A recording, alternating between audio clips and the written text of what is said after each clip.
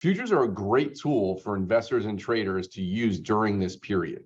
And what I mean by that is it really falls down to see two kind of categories. One I would say is a primary access category, and the other is a hedging.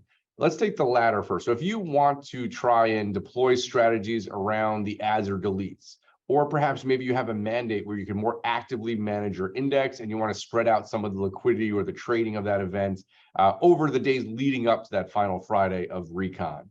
You could balance some of your trading activity by using futures to hedge that basket of stocks, or to hedge that sort of deployment of the rebalance, and trade Russell 2000 or Russell 1000 futures against it, where you could use still sort of that nice easy index hedge against the specific or precise way you're allocating or managing the reallocation within your portfolio. So that's always a great hedge.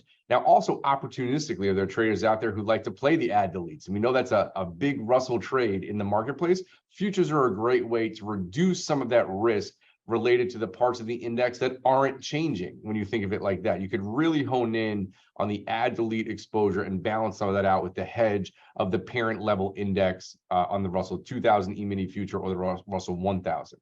Now, the other way is around access. Let's say you're a large asset manager, or you're managing a large portfolio of cash. I mean, these are a lot of stocks to trade.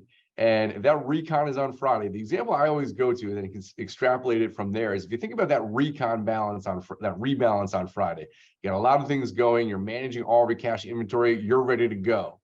Then what happens like during that day on Friday, you get a new inflow, you get new cash you have to put to work. Are you trading that old index? Am I trading the new index? I already had all my homework done. What am I doing around that? And that's where our tool of BTIC, which is basis trade at index close, is a great way to manage that, because you can still get the certainty of the cash close in the underlying index in futures form. So if you have new money coming into your funds or into your portfolio, and you don't want to maybe trade the old and rebalance new, just use BTIC futures for a few days, and then ex post the recon, you could always use mechanisms like BTIC to undo that trade back to cash, or use exchange for physical at the exchange.